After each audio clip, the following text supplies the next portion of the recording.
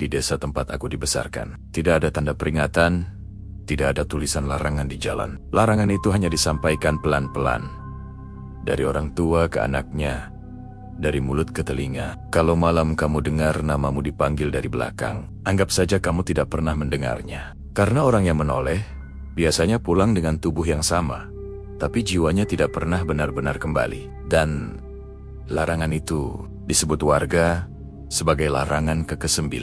Aku lahir dan besar di sebuah desa kecil yang letaknya jauh dari jalan besar. Desa ini dikelilingi sawah di sisi timur dan hutan tua di sisi barat. Kalau siang hari, desa kami tampak biasa saja. Tenang, sepi, dan seperti tidak menyimpan apapun. Tapi begitu malam turun, suasananya berubah. Gelap di desa kami bukan gelap biasa. Ada bagian-bagian jalan yang seperti menelan cahaya. Seolah lampu apapun tidak benar mampu menerangi. Sejak kecil, orang tuaku selalu menanamkan satu kebiasaan aneh. Setiap kali aku keluar rumah menjelang malam, ibu selalu berpesan dengan nada yang sama. Datar tapi tegas. Kalau kamu dengar apapun di jalan, jangan langsung ditanggapi, pulang saja.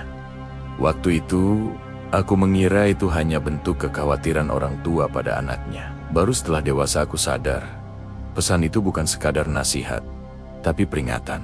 Di desa kami larangan tidak pernah ditulis, tidak ada papan, tidak ada pengumuman resmi. Semua larangan hidup lewat cerita pelan yang disampaikan saat malam semakin larut. Dari obrolan di dapur, dari bisikan di teras rumah, dan dari nada suara orang tua yang berubah setiap kali topik itu muncul. Salah satu larangan yang paling jarang dibahas, tapi paling sering diingat, adalah larangan ke-9.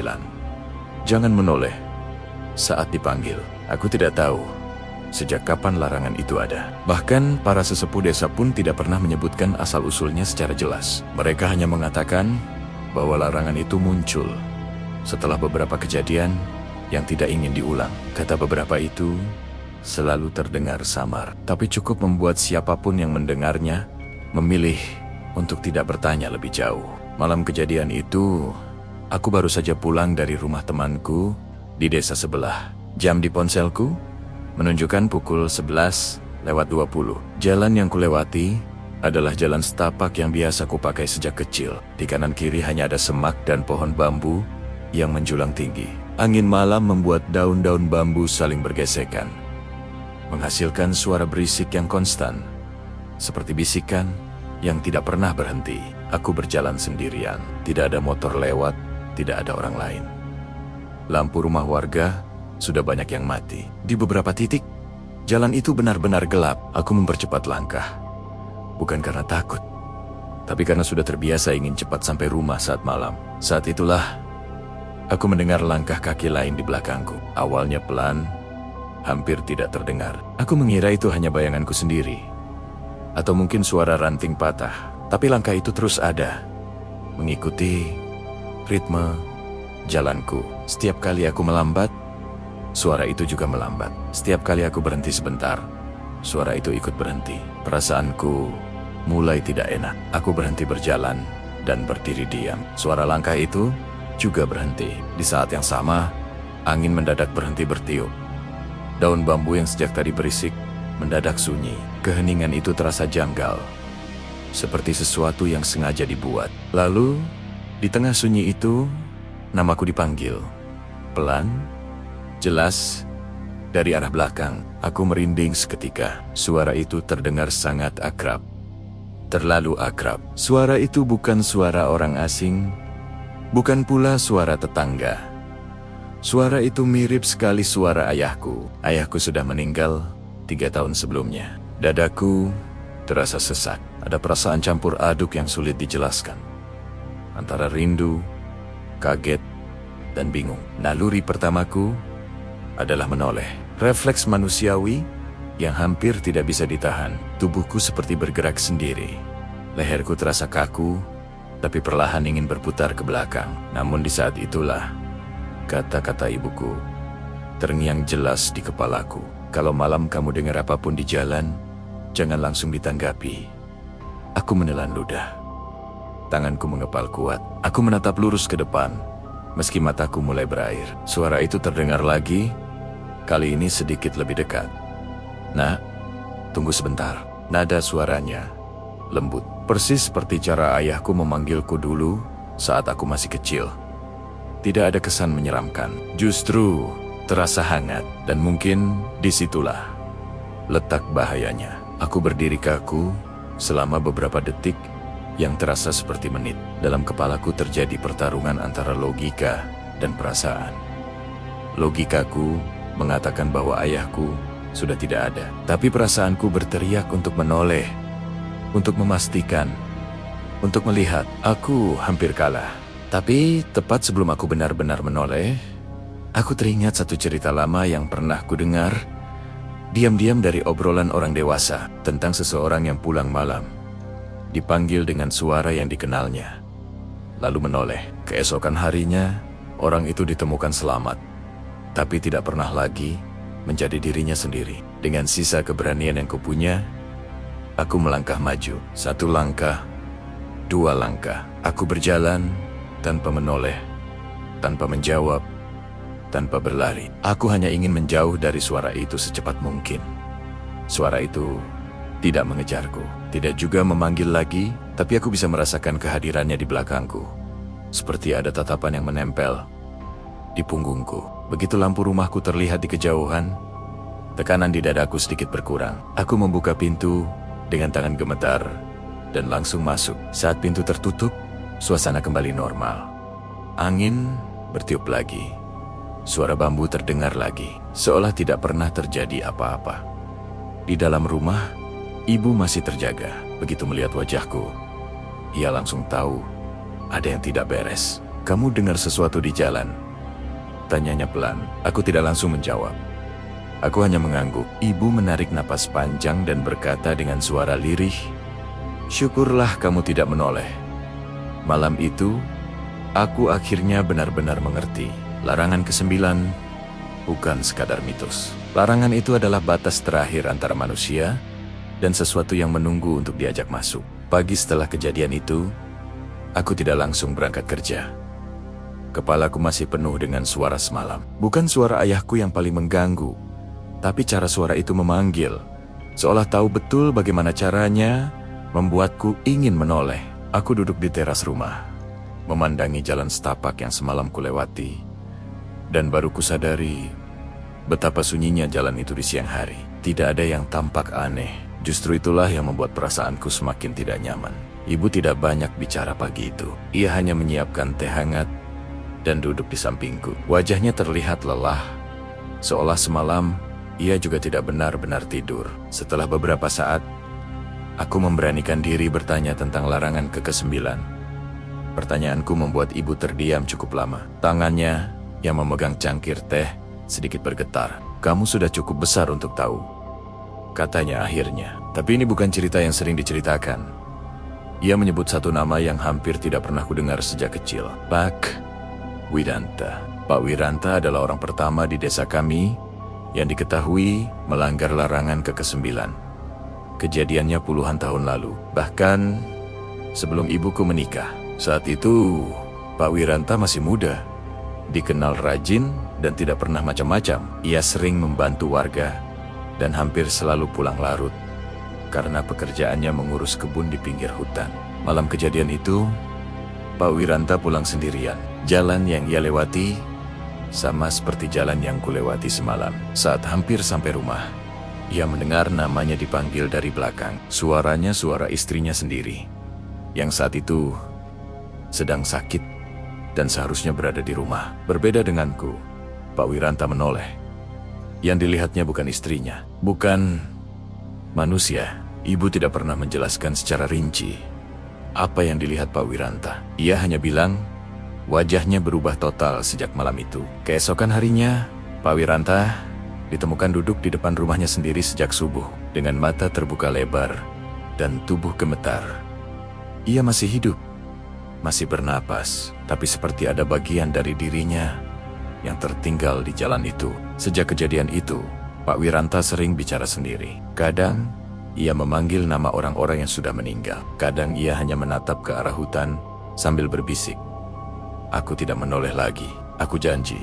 Warga desa akhirnya sepakat untuk tidak membiarkannya sendirian. Karena setiap kali malam tiba, Pak Wiranta selalu gelisah dan ketakutan. Beberapa tahun kemudian, Pak Wiranta meninggal dunia. Tapi sebelum meninggal, ia sempat berkata pada salah satu tetua desa yang memanggil itu, tidak bisa mengambilmu kalau kamu tidak melihatnya. Tapi begitu kamu melihat, dia tahu kamu bisa diajak bicara. Kata-kata itulah yang kemudian menjadi dasar larangan ke-9.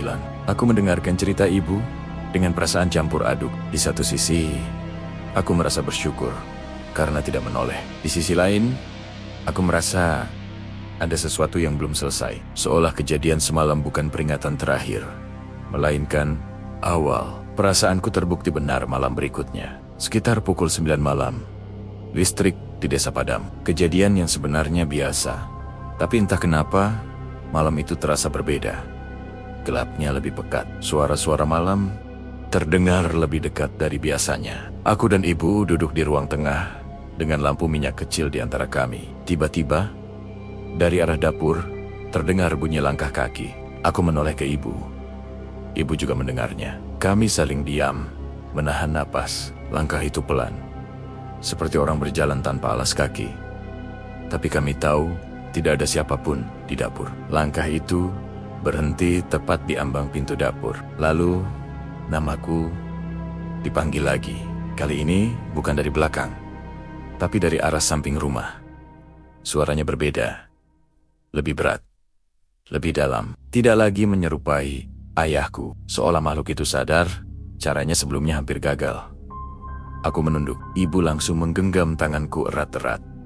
Ia berbisik sangat pelan. Jangan jawab. Jangan lihat. Suara itu memanggil sekali lagi, lalu berhenti.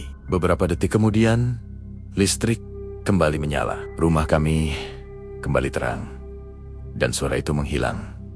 Malam itu aku tidak tidur. Aku duduk hingga subuh sambil memikirkan satu hal yang terus berulang di kepalaku. Bagaimana jika suatu hari nanti aku tidak sekuat semalam? Larangan ke-9 tidak hanya soal menoleh atau tidak menoleh. Larangan itu tentang mengendalikan diri, tentang melawan naluri paling dasar manusia, keinginan untuk merespon suara yang kita kenal. Dan semakin aku memikirkannya, semakin aku yakin makhluk itu tidak pernah pergi. Ia hanya menunggu. Setelah malam listrik padam itu, hidupku tidak pernah benar-benar kembali normal. Tidak ada kejadian besar yang langsung terasa.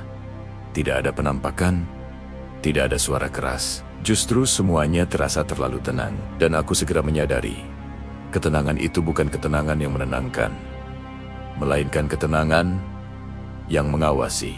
Aku mulai sering terbangun di jam yang sama setiap malam. Pukul 3 lewat sedikit. Tidak ada mimpi buruk, tidak ada suara. Aku hanya terbangun begitu saja, dengan perasaan seolah ada sesuatu yang berdiri terlalu dekat. Setiap kali terbangun, mataku langsung tertuju ke sudut kamar yang sama, pojok dekat lemari tua peninggalan ayah. Tidak pernah ada apa-apa di sana, tapi aku selalu merasa ada yang seharusnya terlihat. Awalnya, aku mengira itu hanya sugesti. Aku mencoba mengabaikannya dan menjalani hari seperti biasa. Pergi bekerja, pulang sebelum malam, berbincang ringan dengan ibu. Tapi, ibu mulai memperhatikanku lebih sering. Tatapannya tidak seperti biasanya. Setiap kali aku keluar rumah, ia selalu mengingatkan hal yang sama. Kalau dengar apa-apa, jangan ditanggapi. Ia mengucapkannya bukan seperti orang mengingatkan, tapi seperti orang memastikan. Beberapa hari kemudian, tanda pertama muncul. Saat pulang kerja sore hari, aku melewati jalan setapak yang sama, tapi kali ini masih terang. Aku melihat jejak kaki di tanah basah di sisi jalan. Jejak itu aneh, tidak beraturan. Jaraknya terlalu dekat, seolah yang berjalan tidak melangkah normal. Yang membuatku merinding, jejak itu berhenti tepat di belakang jejak kakiku sendiri. Aku menoleh ke sekeliling, tidak ada siapapun. Aku berusaha meyakinkan diri bahwa mungkin itu jejak lama atau jejak anak kecil. Tapi hatiku menolak semua penjelasan itu. Ada perasaan yang sulit dijelaskan. Perasaan bahwa aku sedang diikuti, bukan secara fisik, tapi dengan cara lain. Malamnya, aku mendengar suara batuk dari luar rumah. Batuk itu pelan, kering, seperti orang tua yang kelelahan. Suara yang tidak asing. Suara itu terdengar dari arah samping rumah, dekat jendela kamarku. Aku menahan napas dan mematikan lampu. Aku tidak berani mendekat ke jendela, tapi aku bisa merasakan keberadaan sesuatu di sana. Batuk itu terdengar 2 kali, lalu berhenti. Keesokan paginya, aku mendapati tanah di bawah jendela kamarku bekas terinjak. Tidak jelas jejak kakinya, tapi tanahnya jelas terganggu. Seperti ada seseorang berdiri cukup lama di sana. Aku tidak menceritakan hal itu pada ibu. Aku tahu ia sudah cukup cemas, tapi aku memutuskan untuk menemui Pak Samin, tetua desa yang dulu disebut ibu. Pak Samin tinggal di rumah paling ujung desa, dekat batas sawah dan hutan. Usianya sudah sangat tua, tapi ingatannya masih tajam. Saat aku menceritakan semua yang kualami, ia mendengarkan tanpa memotong. Tatapannya semakin lama semakin serius. Kamu hampir menjawab. Ya, tanyanya tiba-tiba. Aku terdiam. Aku tidak pernah mengatakan itu pada siapapun. Pak Samin mengangguk pelan. Kalau sudah seperti ini, berarti dia sudah tahu kamu bisa mendengarnya. Aku bertanya apa maksudnya. Pak Samin menjelaskan dengan bahasa sederhana tapi berat. Menurutnya, tidak semua orang bisa dipanggil. Makhluk itu hanya memilih orang-orang tertentu.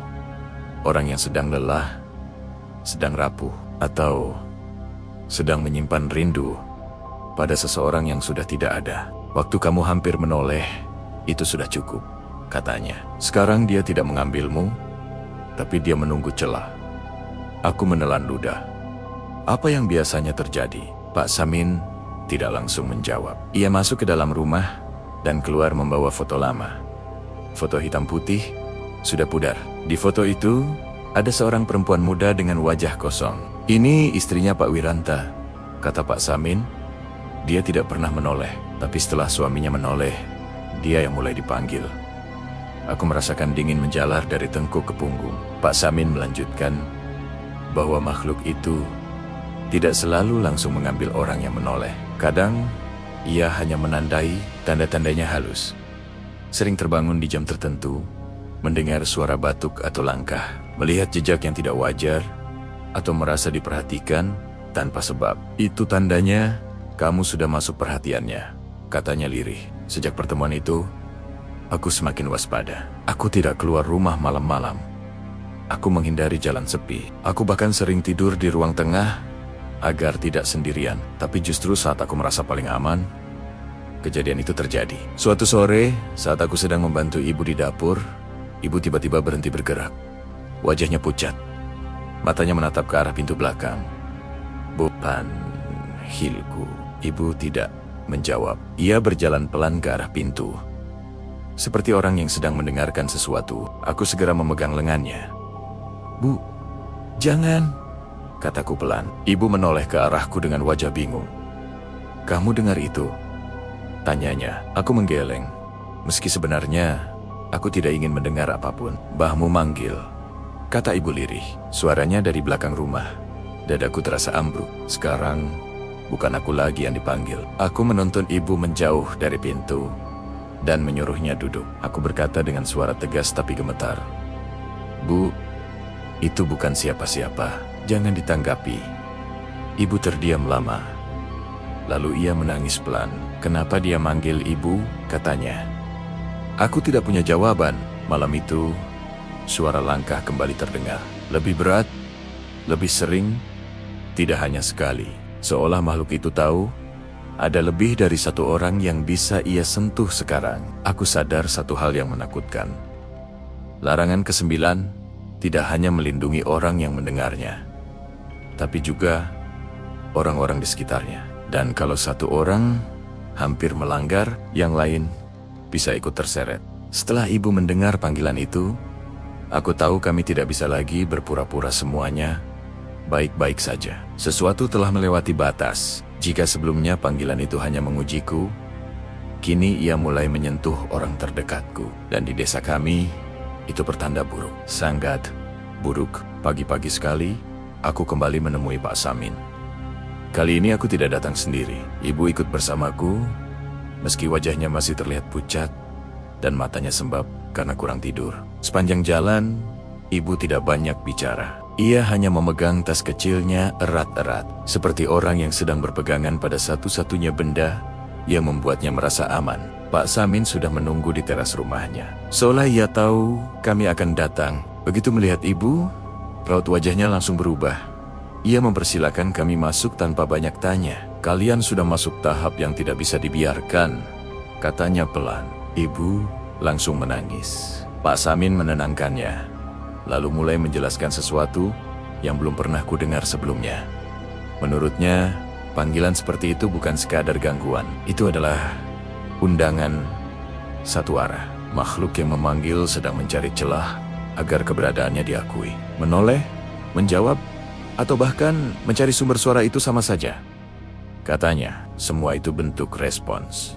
Aku bertanya, apakah ada cara untuk menghentikannya? Pak Samin terdiam cukup lama, sebelum akhirnya mengangguk. Ada, tapi tidak semua orang mau melakukannya. Cara itu tidak rumit, tapi membutuhkan keteguhan. Selama 7 malam berturut-turut, orang yang dipanggil tidak boleh keluar rumah setelah maghrib. Pintu dan jendela harus ditutup sebelum matahari terbenam. Di depan pintu belakang, harus diletakkan segelas air putih dan sejumput garam kasar. Bukan sebagai penangkal, kata Pak Samin, tapi sebagai batas. Air itu untuk manusia, katanya. Garam itu pengingat bahwa ada wilayah yang tidak boleh dilewati. Selain itu, kami diminta untuk tidak menyebut nama orang yang sudah meninggal di dalam rumah, terutama di malam hari. Menurut Pak Samin, menyebut nama adalah cara lain untuk membuka ingatan. Dan ingatan seringkali menjadi pintu masuk. Kami pulang dengan perasaan campur aduk. Aku tidak tahu apakah aku percaya sepenuhnya. Tapi aku tahu satu hal, kami tidak punya pilihan lain. Malam pertama berjalan cukup tenang. Tidak ada suara, tidak ada langkah. Aku dan ibu duduk di ruang tengah, berbincang ringan, meski topiknya tidak jauh dari hal-hal biasa. Aku tidur dengan lampu menyala. Meski biasanya aku tidak pernah melakukannya. Malam kedua, aku kembali terbangun pukul 3 lewat sedikit. Kali ini bukan karena perasaan diawasi, tapi karena bau tanah basah yang tiba-tiba memenuhi kamar. Bau itu kuat, seperti bau tanah kuburan setelah hujan. Aku menutup hidung dengan selimut dan memejamkan mata, mencoba mengabaikannya. Pagi harinya, air di depan pintu belakang berkurang setengah. Padahal tidak ada yang menyentuhnya. Ibu menatap gelas itu lama sekali, sebelum akhirnya menggantinya dengan yang baru, tanpa berkata apa-apa. Malam ketiga, suara itu kembali. Bukan memanggil, hanya mengetuk pelan dari arah luar rumah. Ketukan itu teratur, tidak keras, tapi cukup jelas untuk didengar. Aku dan ibu saling berpandangan. Aku menggeleng pelan, memberi isyarat agar ibu tidak bergerak. Ketukan itu berhenti setelah beberapa menit, lalu terdengar suara langkah menjauh. Kami tidak tidur malam itu. Malam keempat, kesalahan kecil itu terjadi. Sore hari, seorang kerabat jauh datang berkunjung. Ia tidak tahu apa yang sedang kami alami. Di tengah obrolan, tanpa sengaja, ia menyebut nama ayahku. Namanya disebut dengan jelas, diucapkan keras. Di dalam rumah, ibu langsung terdiam. Wajahnya pucat. Aku merasakan hawa dingin menyelimuti ruangan, seolah suhu turun drastis dalam hitungan detik. Malamnya, suara panggilan terdengar lagi. Kali ini jelas, kuat, tidak lagi pelan. Nak, suara ayahku. Aku menutup telingaku. Ibu menangis sambil menunduk. Suara itu terdengar beberapa kali. Semakin lama, semakin dekat. Dari halaman, lalu dari samping rumah, lalu seperti dari balik pintu belakang. Air di gelas bergetar.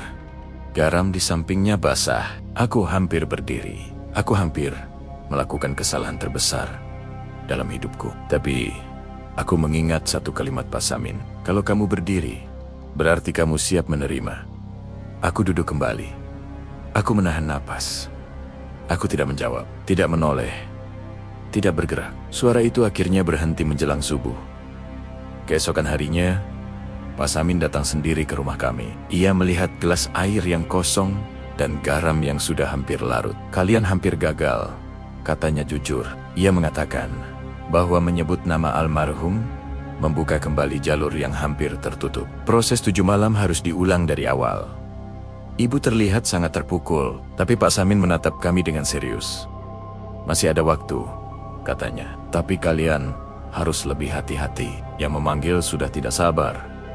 Aku bertanya, apa yang akan terjadi jika kami gagal lagi? Pak Samin tidak langsung menjawab. Ia hanya berkata pelan, biasanya yang dipanggil akan mulai melihat. Dan saat itu, aku sadar, jika aku sampai melihat, larangan ke-9 tidak lagi bisa menyelamatkanku. Malam pertama, setelah ritual diulang, terasa jauh lebih panjang dari sebelumnya. Bukan karena suara atau kejadian aneh, tapi karena ketakutan menunggu sesuatu yang pasti datang. Aku dan ibu duduk di ruang tengah. Lampu sengaja dinyalakan terang. Tidak ada yang kami bicarakan. Setiap kata terasa berbahaya, seolah salah ucap bisa membuka pintu yang seharusnya tertutup. Aku mulai menyadari satu hal yang belum pernah kupikirkan sebelumnya. Selama ini, kami berusaha keras tidak menanggapi panggilan itu. Tapi tidak ada yang mengajarkanku bagaimana caranya tidak memperhatikan. Dan justru disitulah letak ujian sebenarnya. Sekitar pukul 2 dini hari, hawa di dalam rumah berubah. Udara terasa berat, seperti ada tekanan yang menekan dada. Napasku pendek-pendek. Aku mencoba mengalihkan pikiran dengan menghitung detik jam dinding. Tapi suara detaknya terdengar semakin pelan, seolah tertelan sesuatu yang lebih besar. Lalu aku melihat bayangan itu, awalnya samar. Hanya seperti gelap yang lebih pekat di sudut ruang tengah, dekat pintu belakang. Aku mengira itu hanya permainan cahaya. Tapi bayangan itu tidak ikut bergerak. Saat lampu bergoyang tertiup angin, ia diam, tegak. Terlalu menyerupai bentuk manusia untuk disebut bayangan biasa. Aku tidak berani menatapnya lama-lama. Aku menunduk, memusatkan pandangan ke lantai. Jantungku berdetak sangat keras, sampai telingaku berdenging. Aku ingin memberitahu ibu, tapi aku takut jika suara keluarku justru menjadi jawaban yang ditunggu. Ibu ternyata juga menyadarinya. Tangannya meremas lenganku pelan. Tidak kuat, tapi cukup untuk memberitahu bahwa aku tidak sendirian melihat hal itu. Nafas ibu tercekat. Aku bisa merasakan tubuhnya gemetar. Bayangan itu tidak mendekat, tapi aku bisa merasakan tatapannya. Tatapan yang tidak berasal dari mata, tapi dari kesadaran bahwa kita sedang diperhatikan. Sekitar beberapa menit kemudian, atau mungkin hanya detik, aku tidak tahu, bayangan itu perlahan memudar, seperti asap yang ditarik kembali ke kegelapan. Udara kembali terasa ringan. Kami berdua menghembuskan napas panjang bersamaan, seperti orang yang baru keluar dari air. Pagi harinya, ibu jatuh sakit. Tubuhnya panas tinggi, ia menggigil meski cuaca tidak dingin. Aku membawanya ke bidan desa, tapi tidak ditemukan apa-apa. Tidak ada infeksi, tidak ada tanda-tanda penyakit yang jelas. Bidan hanya berkata, mungkin kecapekan atau kaget. Aku tahu itu bukan sekadar kaget. Sejak hari itu, ibu mulai sering menyebut hal-hal aneh. Kadang ia menyebut nama ayah, kadang ia memanggil seseorang yang tidak kukenal. Saat kutanya, ia tidak ingat pernah mengucapkannya. Matanya sering kosong, menatap satu titik terlalu lama. Aku kembali menemui Pak Samin sendirian. Pak Samin mendengarkan ceritaku dengan wajah yang semakin berat. Saat aku menyebut bayangan itu, ia mengangguk pelan, seolah sudah menduganya. Kalau sudah mulai terlihat, katanya, berarti panggilan sudah hampir dijawab, meski tidak lewat suara. Aku bertanya, apa maksudnya? Pak Samin menjelaskan bahwa melihat dengan sadar, meski tanpa menoleh langsung, bisa menjadi bentuk pengakuan. Terutama jika yang melihat menyimpan emosi kuat, takut, rindu, atau iba. Kamu masih aman, katanya. Tapi ibumu, hatinya terbuka, Kata-kata itu menghantamku lebih keras daripada semua kejadian sebelumnya. Menurut Pak Samin, dalam kasus tertentu, makhluk itu akan mencari pengganti. Jika orang yang dipanggil terlalu kuat menahan diri, maka orang terdekat dengan ikatan emosional paling kuatlah yang akan didorong untuk merespons. Aku bertanya, apa yang bisa kami lakukan? Pak Samin terdiam lama, lalu ia berkata dengan suara rendah, kalau sampai ada yang melihat wajahnya dengan jelas, biasanya harus ada perpisahan sementara. Ia menyarankan agar ibu dibawa keluar desa selama beberapa hari, menjauh dari lingkungan yang sudah ditandai. Bukan untuk lari, tapi untuk memutus pola. Masalahnya, aku tidak tahu apakah aku bisa meninggalkan rumah itu sendirian. Malam itu, sebelum keputusan diambil, kejadian terburuk sejauh ini terjadi. Sekitar pukul 3 dini hari, ibu terbangun dan berdiri sendiri di ruang tengah. Aku yang tertidur di kursi langsung tersadar saat mendengar suara pintu belakang berderit pelan. Aku melihat ibu berdiri menghadap pintu. Tangannya sudah hampir menyentuh gagang. Bu, panggilku pelan tapi tegas. Ibu menoleh ke arahku. Bukan menoleh ke belakang, tapi ke samping. Matanya basah. Wajahnya penuh kebingungan. Dia berdiri di luar. Katanya lirih. Dia bilang cuma mau lihat ibu sebentar. Dadaku serasa runtuh. Aku berdiri perlahan, menahan gemetar di kaki. Aku mendekati ibu dan memeluknya dari belakang, menjauhkan tangannya dari pintu. Itu bukan siapa-siapa, Bu, bisikku. Kalau dia mau baik, dia masuk lewat depan. Ibu menangis, tubuhnya melemas di pelukanku. Di luar, terdengar suara langkah pelan menjauh, disusul suara batuk kering yang sangat kukenal. Pagi itu, aku mengambil keputusan. Aku tidak akan menunggu sampai ibu benar-benar menoleh. Larangan ke-9 sudah menyelamatkanku. Sekarang, aku harus memastikan larangan itu menyelamatkan ibu juga. Meski artinya, aku harus melakukan sesuatu yang belum pernah kulakukan sebelumnya. Dan aku tahu, apapun langkah berikutnya, aku tidak akan sendirian menghadapinya. Keputusan untuk membawa ibu keluar dari desa tidak pernah terasa seperti jalan keluar yang sebenarnya. Sejak niat itu muncul di kepalaku, rumah kami justru terasa semakin sempit. Seolah udara di dalamnya menolak dilewati rencana tersebut. Setiap sudut rumah seperti menyimpan sesuatu yang memperhatikan.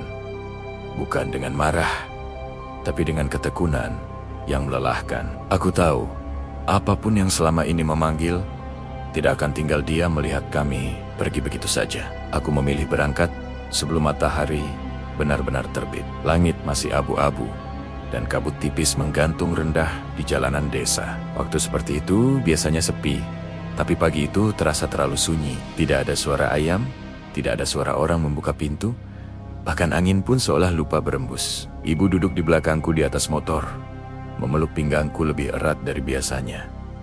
Seperti seseorang yang takut terlepas dari satu-satunya pegangan. Begitu motor bergerak meninggalkan halaman rumah, dadaku terasa sesak. Ada perasaan bersalah yang tidak bisa dijelaskan. Bukan karena meninggalkan desa, tapi karena aku tahu sesuatu di sana tidak mengizinkan kami pergi tanpa perlawanan. Jalan setapak yang biasa kulalui kini terasa asing.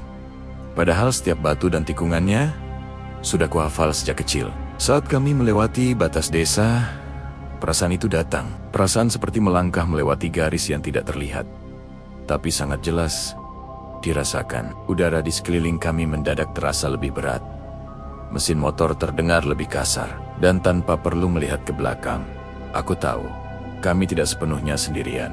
Beberapa meter setelah batas desa, aku mulai mendengar suara lain selain mesin motor. Suara itu pelan, teratur, mengikuti irama laju kami.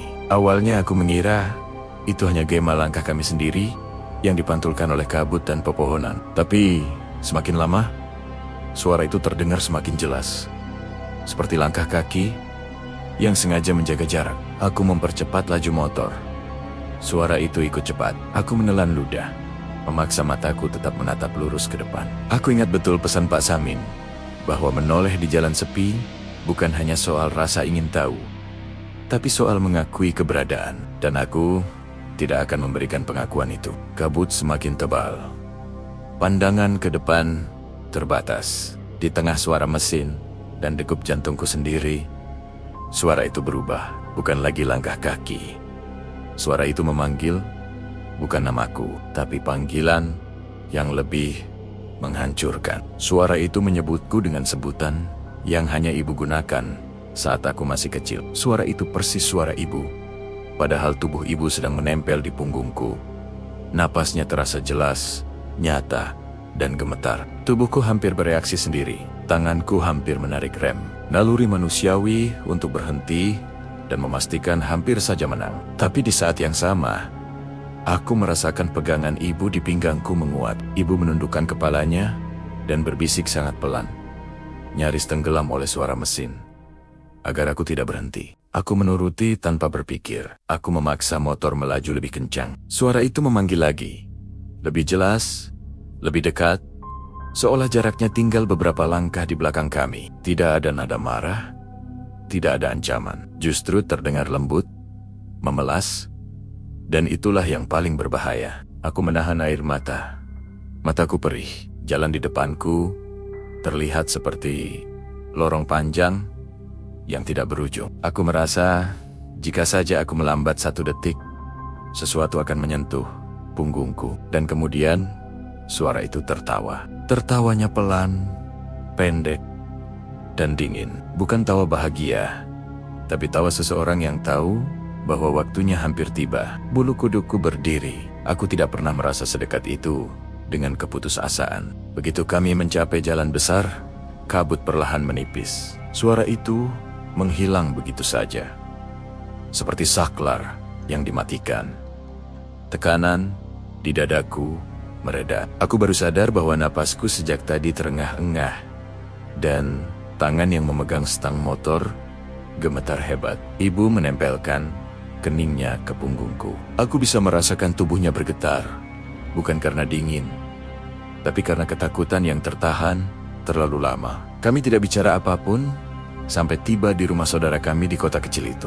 Lingkungan rumah tersebut ramai. Ada suara orang, suara kendaraan, suara kehidupan yang terasa normal. Untuk sesaat, aku hampir percaya bahwa kami berhasil lolos. Ibu terlihat lebih tenang. Ia tidur panjang hari itu, seolah tubuhnya baru sekarang diizinkan beristirahat. Tapi malam datang terlalu cepat. Saat aku duduk sendirian di ruang tamu, mencoba menenangkan pikiran, ponselku bergetar. Sebuah pesan masuk dari nomor yang tidak kukenal. Pesan itu singkat, tapi membuat darahku serasa berhenti mengalir. Isinya mengatakan bahwa kami tidak bisa terus pergi. Aku tidak membalas.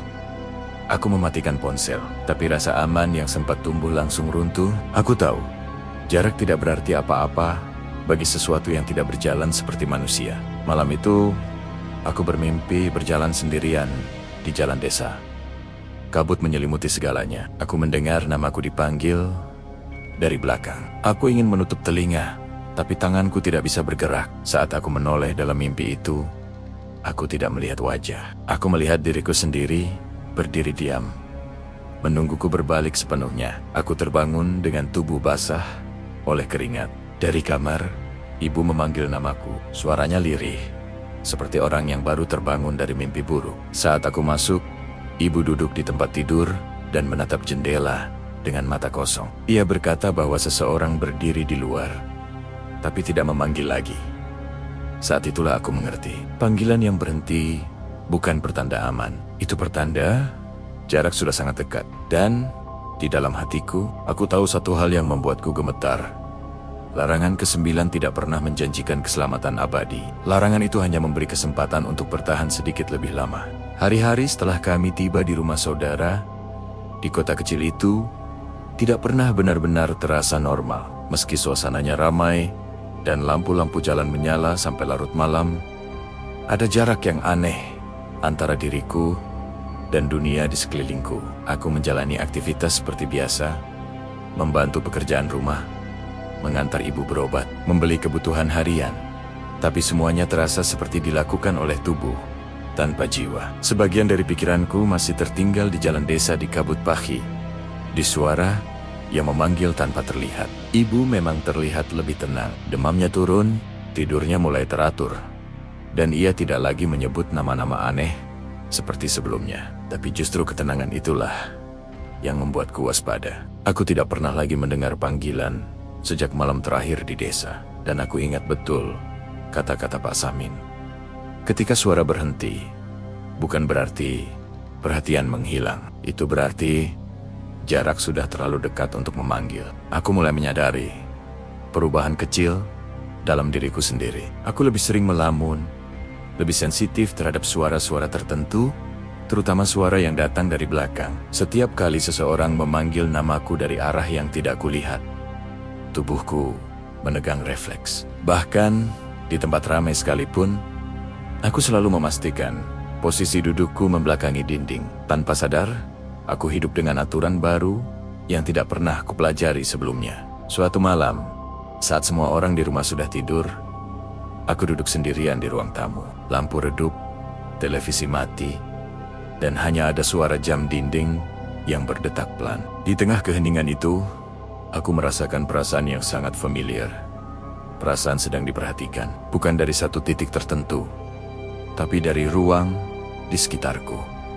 Seperti ada kesadaran lain yang hadir tanpa wujud. Aku tidak mendengar apapun malam itu. Tidak ada suara langkah, tidak ada panggilan, tapi aku tahu kehadiran itu ada. Dan yang membuatku lebih takut adalah kenyataan bahwa kehadiran itu terasa. Menunggu, tidak terburu-buru, tidak memaksa. Seperti seseorang yang tahu waktunya akan datang. Keesokan harinya, aku menelepon Pak Samin lagi. Aku menceritakan semuanya, terutama tentang satu hal yang terus menggangguku. Tidak adanya suara. Di ujung telepon, Pak Samin terdiam lama. Lalu ia berkata, dengan nada yang sangat serius, bahwa inilah fase paling berbahaya. Menurutnya, makhluk yang memanggil bukan seperti manusia yang mudah putus asa. Ia tidak mengejar, tidak memaksa, dan tidak marah. Ia hanya menaruh perhatian, dan perhatian itu bisa bertahan lama, bahkan bertahun-tahun. Sampai suatu saat, orang yang diawasi lengah. Pak Samin berkata, ada orang-orang yang baru menoleh setelah 10 tahun tidak diganggu, bukan karena panggilan, tapi karena rasa ingin tahu yang tidak pernah benar-benar mati. Karena satu hari, seseorang akan bertanya pada dirinya sendiri, apa yang sebenarnya ada di belakangku waktu itu? Pertanyaan itulah yang menjadi undangan terakhir. Malam berikutnya, aku bermimpi lagi. Dalam mimpi itu, aku berada di tempat yang sama sekali berbeda. Bukan desa, bukan kota, sebuah ruang kosong tanpa dinding, tanpa langit, tanpa lantai yang jelas. Di sana tidak ada suara, tidak ada arah. Dan di tengah kekosongan itu, aku merasakan keberadaan yang sama seperti yang sering kurasakan saat terjaga. Dalam mimpi itu, aku tidak dipanggil. Tidak ada satu kata pun diucapkan. Aku hanya tahu, jika aku berbalik, aku akan melihat sesuatu yang akan mengubah segalanya. Aku terbangun dengan jantung berdebar dan perasaan kalah, bukan karena aku menoleh, tapi karena aku ingin menoleh. Sejak mimpi itu, aku tahu bahwa masalah sebenarnya bukan lagi suara atau makhluk itu sendiri. Masalahnya adalah diriku. Rasa penasaran, rasa ingin memastikan, rasa ingin mengakhiri ketidakpastian. Dan semua perasaan itu adalah celah. Aku mulai melakukan hal-hal kecil untuk melawan diriku sendiri. Aku melatih diri untuk tidak bereaksi terhadap panggilan refleks. Aku menghindari bercermin terlalu lama. Aku tidak lagi berjalan sendirian di tempat sepi, bahkan di siang hari. Bagi orang lain, mungkin ini terlihat berlebihan, tapi bagiku, ini adalah cara bertahan. Suatu sore, saat aku dan ibu sedang duduk di teras rumah, seorang anak kecil dari tetangga memanggil namaku dari belakang dengan suara keras. Tubuhku langsung menegang, nafasku terhenti sesaat. Aku menahan diri untuk tidak menoleh.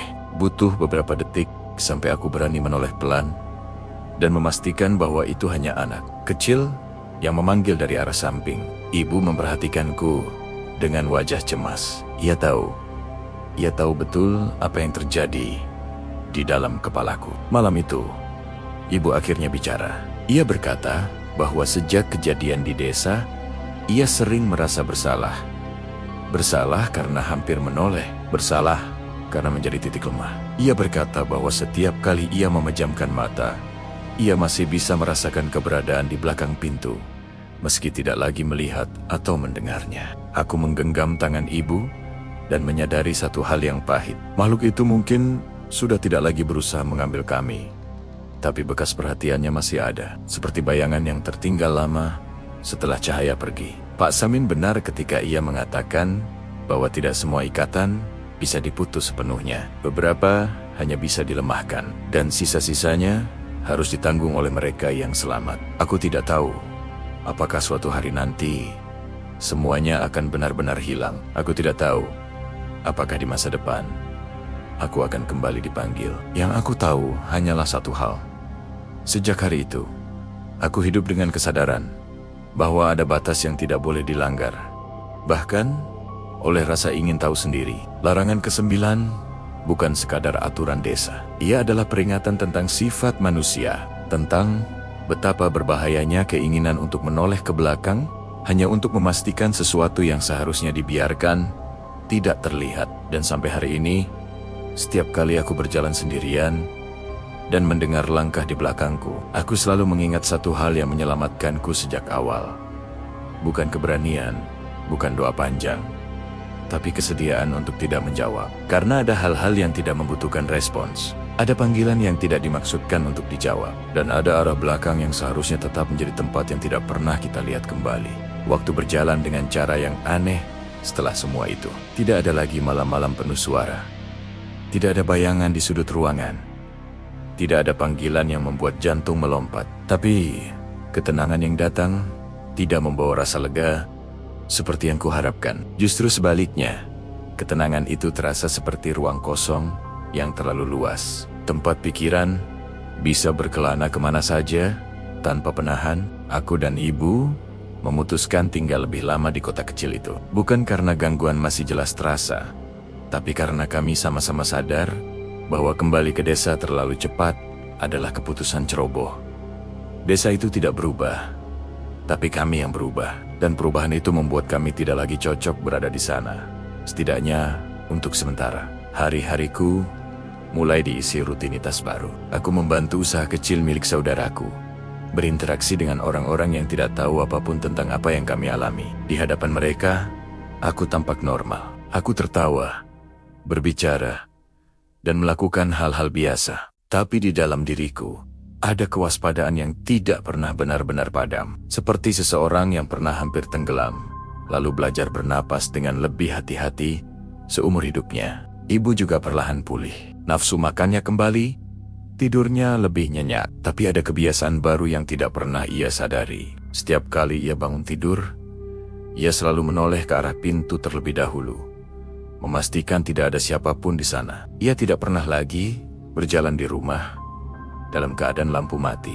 Dan setiap kali ada suara dari luar, ia menunggu beberapa detik sebelum bereaksi. Kami tidak pernah membicarakan hal itu secara terbuka. Ada kesepakatan diam di antara kami. Membicarakannya terasa seperti membuka kembali luka yang belum sepenuhnya menutup. Dan mungkin, tanpa kami sadari, membicarakannya juga bisa menjadi bentuk mengingat. Sementara mengingat adalah pintu yang pernah terbuka. Suatu sore, aku menerima kabar dari desa. Seorang tetangga lama meninggal dunia. Bukan orang yang dekat denganku, tapi namanya tidak asing. Ia adalah salah satu dari sedikit orang yang dulu dikenal sering pulang malam sendirian. Mendengar kabar itu, ada perasaan aneh di dadaku. Bukan sedih, bukan kaget, tapi seperti peringatan yang terulang. Beberapa hari kemudian, aku mendengar cerita lanjutan dari orang desa yang datang ke kota. Tetangga itu ditemukan di rumahnya sendiri, duduk di kursi dekat pintu belakang. Tidak ada tanda kekerasan, tidak ada penyakit berat, tapi orang-orang mengatakan wajahnya terlihat seperti orang yang baru saja melihat sesuatu yang sangat dikenalnya. Aku tidak bertanya lebih jauh. Aku tidak ingin tahu detailnya. Aku hanya tahu cerita-cerita seperti itu tidak pernah benar-benar berhenti di desa kami. Mereka hanya berpindah dari satu orang ke orang lain, menunggu pendengar yang tepat. Malam itu, aku kembali bermimpi. Mimpi yang berbeda dari sebelumnya. Aku tidak berada di jalan desa, tidak juga di ruang kosong. Aku berada di rumah lamaku. Semua terlihat normal. Lampu menyala, tidak ada kabut, Tidak ada suara aneh, tapi ada satu hal yang janggal. Semua pintu di rumah itu tertutup rapat, kecuali satu pintu di belakang yang terbuka sedikit. Aku berdiri cukup lama di depan pintu itu. Dalam mimpi, tidak ada yang memanggil, tidak ada yang mendorong. Aku hanya tahu bahwa jika aku mendekat dan mengintip ke balik pintu, aku akan melihat sesuatu yang seharusnya tidak kulihat. Dan untuk pertama kalinya, dalam mimpi itu, aku memilih untuk berbalik pergi. Aku terbangun dengan napas panjang, bukan karena takut, tapi karena kelelahan yang dilepaskan. Seperti seseorang yang akhirnya memahami pelajaran yang sama, berulang-ulang diajarkan. Pagi harinya, aku menelepon Pak Samin. Ia mendengarkan ceritaku tentang mimpi itu dengan suara tenang. Ia berkata bahwa tidak semua mimpi adalah pertanda buruk. Beberapa hanyalah cara batin mengakhiri sesuatu yang belum selesai. Kamu sudah belajar, katanya. Sekarang tinggal menjaga. Menjaga ternyata jauh lebih sulit daripada melawan. Melawan punya batas waktu, punya awal dan akhir. Menjaga tidak. Menjaga adalah keputusan yang harus diambil setiap hari. Setiap kali ada suara, setiap kali ada rasa ingin tahu yang muncul tiba-tiba, aku mulai sadar bahwa dampak terbesar dari semua ini bukan ketakutan, tapi perubahan cara hidup. Aku menjadi lebih berhati-hati dalam berbicara, lebih selektif dalam mengingat, lebih sadar bahwa tidak semua hal perlu dicari jawabannya. Beberapa minggu kemudian, ibu berkata, ia ingin pulang sebentar ke desa untuk mengambil barang-barang penting. Mendengar itu, jantungku berdebar. Tapi ia meyakinkanku bahwa ia tidak akan tinggal lama. Kami berangkat bersama di siang hari, dengan orang lain menemani. Desa itu tampak sama seperti dulu. Tidak ada yang berubah secara fisik. Tapi bagiku, semuanya terasa berbeda. Jalan setapak itu masih ada. Pohon bambu masih berdiri. Tapi aku tidak lagi berjalan dengan perasaan ingin tahu. Aku berjalan dengan jarak. Kami tidak menginap. Kami pulang sebelum matahari terbenam. Dan sepanjang waktu itu, tidak ada apapun yang terjadi. Tidak ada suara, tidak ada panggilan, tidak ada kehadiran yang terasa. Justru itulah yang membuatku yakin bahwa apa yang tersisa bukan lagi makhluk itu, melainkan ingatan kami sendiri. Dalam perjalanan pulang, aku menyadari satu hal yang sederhana tapi penting. Larangan ke-9 tidak dimaksudkan untuk membuat orang takut seumur hidup. Larangan itu ada agar orang belajar kapan harus berhenti, kapan harus menerima, bahwa ada hal-hal yang tidak perlu dipastikan, tidak perlu dilihat, dan tidak perlu direspons. Dan sampai hari ini, setiap kali aku mendengar seseorang dipanggil dari belakang di tempat sepi, aku selalu teringat perjalanan itu. Teringat ibu yang hampir menoleh, teringat suara yang terlalu akrab, teringat betapa dekatnya aku dengan satu kesalahan kecil yang bisa mengubah segalanya. Aku tidak tahu apakah panggilan itu masih ada di luar sana. Mungkin iya, mungkin tidak, tapi aku tahu satu hal dengan pasti. Selama aku tidak menoleh, selama aku tidak menjawab, perhatian itu tidak punya tempat untuk singgah. Dan mungkin itulah satu-satunya kemenangan yang bisa dimiliki manusia. Dalam kisah seperti ini, kami tidak langsung kembali menetap di desa. Keputusan itu bukan karena takut semata, melainkan karena ada kesadaran baru yang tumbuh pelan-pelan. Tempat bukan lagi soal aman atau tidak aman, melainkan soal siap atau tidak. Aku dan ibu sepakat untuk menjalani hidup dengan ritme baru. Lebih pelan, lebih berhati-hati, dan lebih sadar terhadap hal-hal kecil yang dulu sering kami abaikan. Hari-hariku mulai terasa lebih stabil. Tidak ada mimpi aneh selama beberapa minggu. Tidak ada perasaan diawasi yang tiba-tiba muncul. Aku bahkan mulai berani berjalan sendirian di sore hari, tanpa rasa gelisah berlebihan. Tapi di tengah stabilitas itu, ada satu hal yang tidak pernah benar-benar hilang.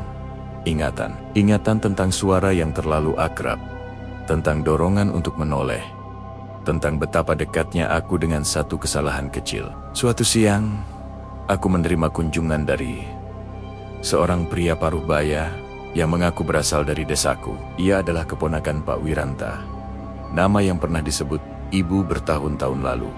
Orang pertama yang menoleh. Kedatangannya Tidak disengaja, ia sedang ada urusan di kota dan mampir karena mendengar aku dan ibu tinggal di sana. Kami berbincang di teras rumah. Awalnya, obrolan ringan tentang kabar desa dan orang-orang lama. Sampai tanpa sadar, pembicaraan mengarah ke Pak Wiranta. Pria itu terdiam lama sebelum akhirnya berkata bahwa pamannya meninggal dengan cara yang tidak pernah benar-benar dipahami keluarganya. Ia bercerita bahwa selama bertahun-tahun setelah kejadian itu, Pak Wiranta hidup seperti orang yang setengah hadir. Ia jarang berbicara, sering terbangun malam-malam, dan selalu menghindari berjalan sendirian. Tapi yang paling aneh, menurut keponakannya, adalah satu kebiasaan yang tidak pernah hilang. Pak Wiranta tidak pernah duduk membelakangi ruang kosong. Dimanapun ia berada, ia selalu mencari tembok, kursi, atau apapun yang bisa menjadi sandaran, seolah punggungnya adalah bagian paling rapuh dari tubuhnya. Cerita itu menghantamku dengan cara yang berbeda. Aku menyadari bahwa meskipun Pak Wiranta selamat secara fisik, hidupnya tidak pernah kembali utuh. Ia mungkin tidak dibawa pergi, tapi ia tidak pernah benar-benar kembali. Dan saat itulah aku memahami sesuatu yang lebih dalam tentang larangan ke-9. Larangan itu bukan hanya tentang makhluk yang memanggil. Larangan itu tentang apa yang tertinggal setelah menoleh. Beberapa hari setelah pertemuan itu, aku bermimpi lagi. Tapi mimpi kali ini tidak menakutkan. Aku berada di jalan desa pada siang hari. Tidak ada kabut. Tidak ada suara aneh. Aku berjalan santai. Dan di belakangku ada langkah kaki lain. Aku tahu itu ada. Tapi aku tidak merasa perlu memastikan. Aku hanya terus berjalan sampai langkah itu akhirnya berhenti sendiri. Saat terbangun, aku tidak merasa takut. Aku justru merasa sedih. Sedih karena aku tahu tidak semua orang diberi kesempatan untuk belajar berhenti sebelum terlambat. Aku mulai mencari tahu cerita-cerita lama dari desa. Bukan untuk memancing ingatan, tapi untuk memahami pola. Dari cerita-cerita itu, satu hal menjadi jelas.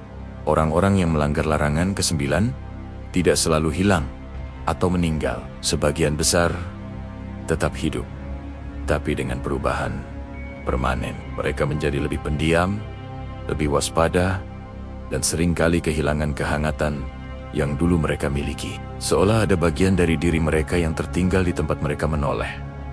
Aku menceritakan hal ini pada ibu. Ibu mendengarkan dengan mata berkaca-kaca. Ia berkata bahwa setelah kejadian itu, ia sering merasa seperti ada bagian dari dirinya yang hampir hilang. Meski ia tidak jadi menoleh. Dan mungkin, kata ibu, rasa hampir kehilangan itulah yang membuatnya lebih berhati-hati sekarang. Kami sepakat bahwa keselamatan tidak selalu berarti bebas dari gangguan. Kadang keselamatan berarti menyadari batas dan hidup dengan kesadaran itu setiap hari.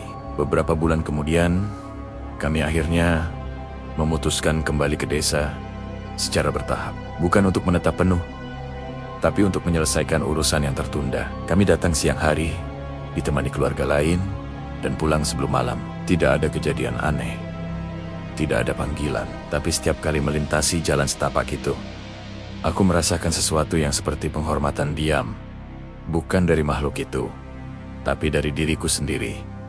Pada keputusan untuk tidak menoleh, aku melihat desa dengan cara berbeda sekarang. Aku melihat orang-orang yang berjalan cepat saat senja. Aku melihat orang tua yang memanggil anaknya dari depan, bukan dari belakang. Aku melihat kebiasaan-kebiasaan kecil yang dulu tidak pernah kupikirkan sebagai bentuk perlindungan. Larangan ke-9 hidup dalam kebiasaan itu. Suatu sore, saat aku bersiap pulang ke kota, seorang anak kecil di desa berlari memanggilku dari belakang. Suaranya keras dan polos. Aku berhenti, menarik napas, lalu berbalik perlahan setelah memastikan posisinya jelas di sampingku. Anak itu tersenyum, tidak ada yang aneh. Tapi aku menyadari satu hal. Aku tidak lagi bereaksi spontan. Aku memilih. Dan disitulah aku tahu bahwa apapun yang pernah mengawasiku tidak lagi memegang kendali. Larangan ke-9 tidak menghilangkan rasa takut sepenuhnya. Ia mengajarkan cara hidup berdampingan dengan rasa takut tanpa dikendalikan olehnya. Dan mungkin Itulah alasan mengapa larangan itu tidak pernah ditulis di papan peringatan. Ia harus dipelajari lewat pengalaman, lewat cerita, dan lewat kesediaan untuk mendengar, tanpa harus menoleh. Tidak ada suara terakhir yang menutup kisah ini. Tidak ada teriakan, tidak ada penampakan, tidak ada kejadian dramatis yang bisa dijadikan penanda bahwa semuanya benar-benar berakhir. Hidupku berjalan begitu saja, seperti hidup orang lain pada umumnya. Dan justru disitulah aku memahami bahwa kisah ini memang tidak pernah ditujukan untuk berakhir dengan sensasi, melainkan dengan kesadaran. Aku kembali menjalani hari-hariku dengan lebih sederhana. Pagi diisi rutinitas, sore dengan pekerjaan, malam dengan istirahat. Tidak ada lagi doa-doa panjang yang dipenuhi ketakutan. Tidak ada lagi keinginan untuk mencari penjelasan dari hal-hal yang tidak kasat mata. Aku berhenti bertanya tentang apa yang sebenarnya memanggil dari belakang, dan mulai menerima bahwa tidak semua hal harus diberi nama agar bisa dihindari. Ibu juga tampak jauh lebih tenang. Ia kembali menjadi sosok yang kukenal sejak kecil, perempuan yang sederhana, tegas, dan penuh pertimbangan. Tapi kini ada satu lapisan baru dalam dirinya. Lapisan yang membuatnya lebih bijak dalam bersikap. Ia tidak lagi menertawakan larangan-larangan kecil yang dulu dianggap sepele. Ia menghormati kebiasaan lama, bukan karena takut, tapi karena mengerti. Kami tidak pernah lagi membahas larangan ke-9 secara langsung. Tidak ada perjanjian tertulis, tidak ada sumpah, tapi dalam setiap tindakan kecil, larangan itu hidup. Cara kami menoleh, cara kami merespons panggilan, cara kami menjaga diri di tempat sepi, semuanya berubah tanpa disadari. Suatu malam, saat aku duduk sendirian di teras rumah kota itu, angin berembus pelan. Suara-suara kota terdengar jauh, seperti datang dari dunia lain. Dalam keheningan itu, aku tiba-tiba teringat satu hal yang dulu sering ditanyakan orang.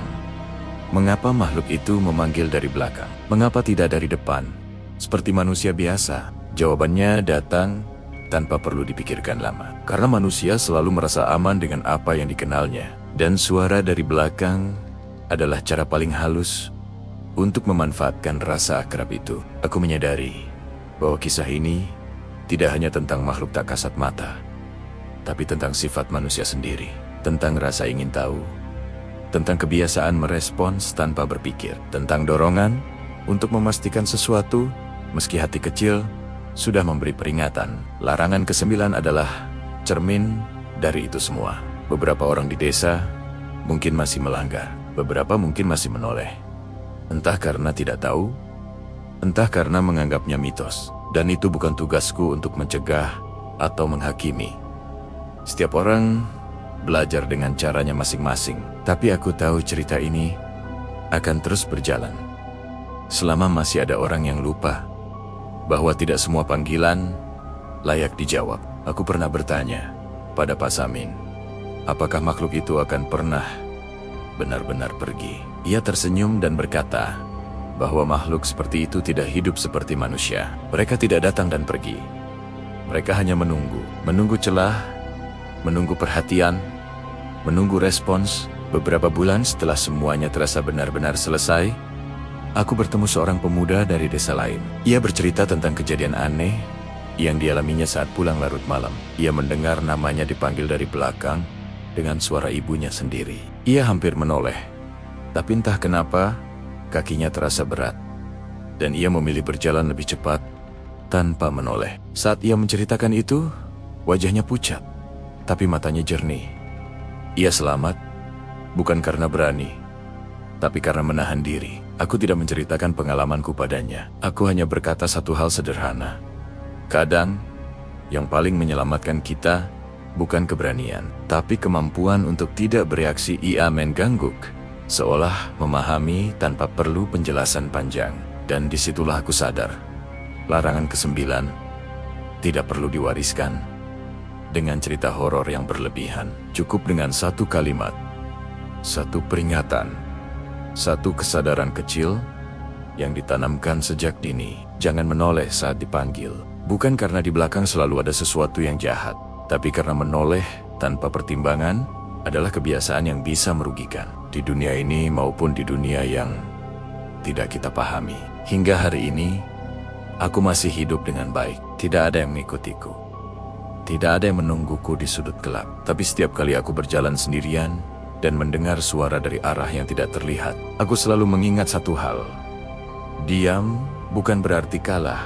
Kadang, diam adalah bentuk perlindungan tertinggi. Kisah ini aku ceritakan bukan untuk menakuti, bukan untuk membuktikan apapun. Aku menceritakannya agar siapapun yang mendengar bisa membawa pulang satu pelajaran kecil.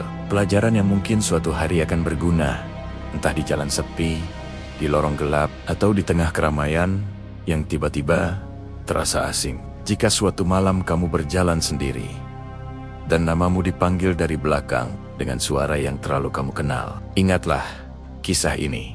Tarik napas, tenangkan langkahmu, dan teruslah berjalan. Karena tidak semua yang memanggil ingin kamu kembali, dan tidak semua jawaban akan membuatmu utuh. Larangan ke-9 bukan tentang takut pada gelap. Ia tentang memilih cahaya tanpa harus menoleh kebayangan. Dan selama kamu mampu memilih itu, kisah ini akan berhenti di sini, tanpa perlu ada korban berikutnya.